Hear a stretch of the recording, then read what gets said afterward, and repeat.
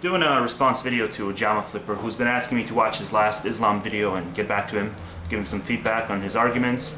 And yeah, a lot of the arguments were sort of stuff I covered in a lot of respects, a lot of cliche stuff, but let's do this response anyway, and we'll see how redundant it is. And if it's redundant to the extreme, I'm just going to put it on some other account. I'm not going to put it on the anti-bullshit man account.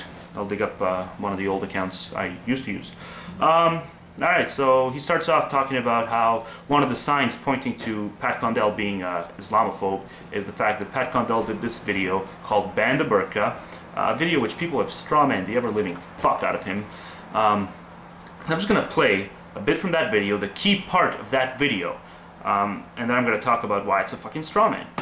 Personally, I would ban it on public transport and in public buildings and anywhere else that other people are expected to show their face as a matter of course. I also think that shops and banks should be allowed to refuse entry to anybody in disguise, and I think that those women who think it's a good idea... Okay, so the majority of people after this video was done talked about how he wants to ban it outright. So if someone's walking down a public fucking street, yeah, there was this notion that Pat Condell would have you arrested because you're walking down the street with a burqa, which is not the fucking case, okay? Who actually opposes this? I want to know. Who actually opposes this equal lie for all? Okay? Equal law for all, sorry.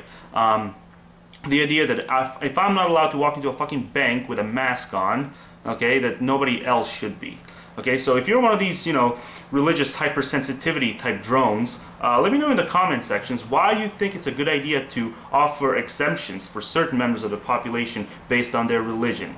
Okay, because this is just bullshit. I mean, I've seen nowadays people have their fucking driver's license photos and you don't see their faces in it because they're wearing a fucking goddamn burqa. I mean, it's madness. Why? Because of this religious hypersensitivity bullshit. It's got us all fucking brainwashed to the point where we think that we're being Islamophobes if we simply say that there's certain laws that everybody has to abide by, regardless of whether or not you know, it may infringe upon their you know, parts of their religion. Which even in the Qur'an, it's never mandated that a woman has to wear fucking you know, burqa. So it makes no sense. It's not like she's contradicting her holy book by not wearing the burqa. So even on that scale, it's moronic.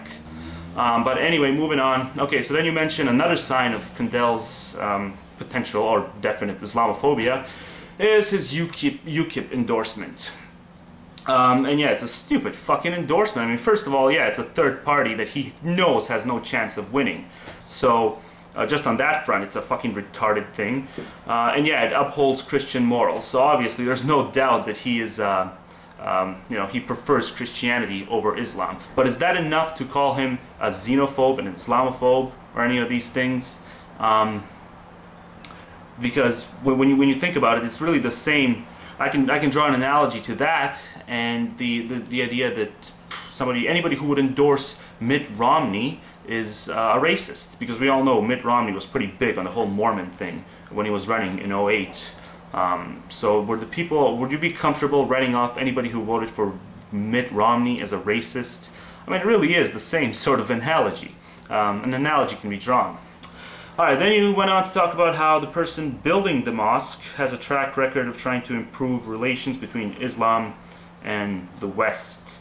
And based on that, anybody who would decry this mosque is a, you know, it's not doing us any favors. It's not doing anyone any favors. And that, I mean, perhaps that's a legitimate point, but I just want to know where this person stands on something like Sharia law. Does he think a perfect society is one governed by Sharia? Okay, because I have no bones, I have absolutely no problem saying that anybody who thinks a perfect society is one governed by Sharia law, that's not somebody I want to build relations with. Okay, that's somebody I want to stay the fuck away.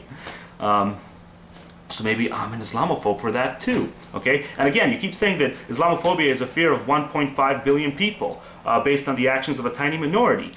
No, you gotta separate these. You gotta separate the fact that there's such a thing as Muslims and there's such a thing as Islam, okay? Because a chunk of those 1.5 billion people don't want to impose Sharia law on us non-believers. Okay? Now what's that chunk? Is that a huge chunk or is that a tiny little chunk? That's something we don't know. In my personal opinion, dealing with them, just anecdotal sort of stuff, the majority of them do. The majority of them will say they have no problem saying that is something I would like to see ultimately one day, if we're all happy with it, obviously. If we're brainwashed to the point where we're happy with it. So it's not, you can't just say that me saying fuck Islam is me saying fuck 1.5 billion people and I want to demonize them. No, it's just me saying fuck that ideology. So moving on, then you say that if, let's see, if I find this mosque to be in poor taste, the terrorists win, because that's what they want and it helps their cause. I don't see how it helps their cause. The terrorists are going to do what the terrorists are going to do, regardless of how much we get pissy over certain things that pertain to moderate Islam or, you know, any reaction of ours.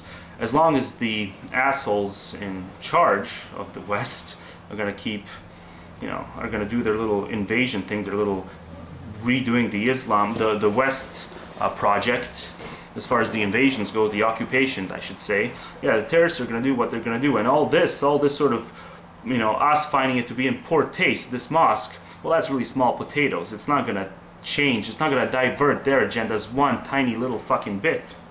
So, the terrorists are going to win either way, okay, unless we get the fuck out of Iraq. And then some, actually. Alright, so then you mentioned Muslims died in the 9/11 attacks. Yeah, but the attacks were still carried out by people who did it for their Islamic God. The very same God that this mosque will praise. So there's still that connection. No one's denying that Muslims died in the 9/11 attacks. You can also say the hijackers were Muslims and they died and they were possessed. I mean, it's bullshit. Okay, so then you mentioned the sacred ground being of a theistic mindset. Okay, so yeah, I already covered that in my video. I mean, yeah, if somebody desecrated your mom's grave or your dad's grave after your mom or dad die, you're not a theist to be a little offended by that. You're just somebody who realizes, okay, well, that was an event took place there where, you know, one of my parents' funerals was freaking commemorated, and now this person just fucking spat on it. So it doesn't make you a theist. Alright, so then you ask, would we still oppose this if it was built near a smaller terrorist attack? Well, I would still think it's in poor taste, okay? But much like with you know, the real scenario, I wouldn't try banning it, because obviously it's the guy's property. He should be able to do whatever the fuck he wants, as long as it doesn't infringe upon rights, like you said in your video. Okay, but it doesn't mean that I'm not allowed to say that it's in poor fucking taste. And again, I don't know your video. Are you talking about people who want to outright ban it, or are you talking to someone like me who simply wants to say that, yeah, it's in poor taste, who wants to offer my 2 cents and point out how I think it's in poor taste due to the inherent nature of what committed the acts that take place, the inherent nature tied to the religion of certain teachings found in that book? I don't know, who are you talking to? Maybe you should have specified that.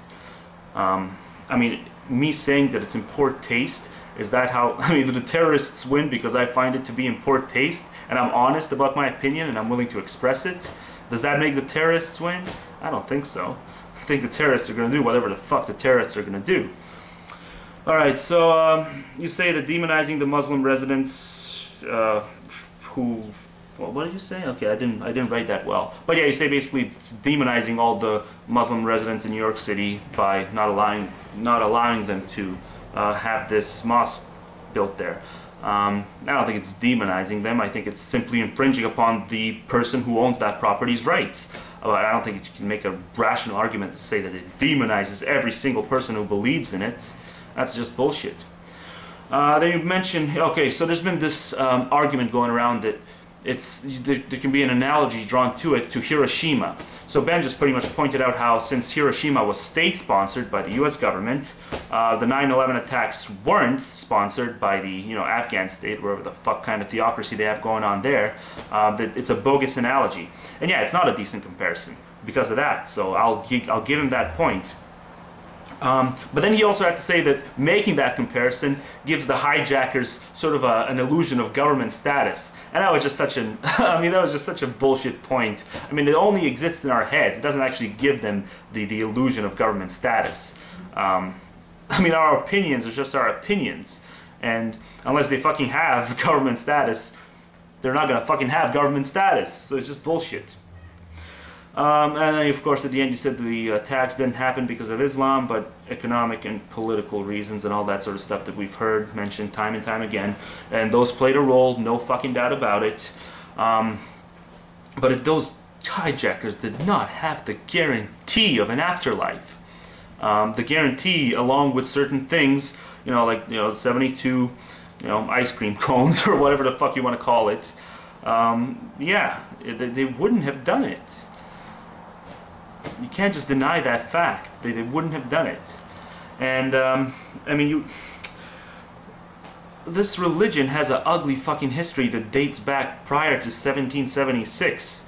Okay, an ugly history in which a lot of terrorism took place. So you can't just say that it's all fucking, you know, you can't just point to the West and say the West commits every single, you know, the West is solely responsible, that Allah is only the cheerleader. Okay, because there was a lot of cases where Allah wasn't the cheerleader. Allah was fucking front and center. Times before 1776, before fucking, you know, this whole industrial complex thing took place.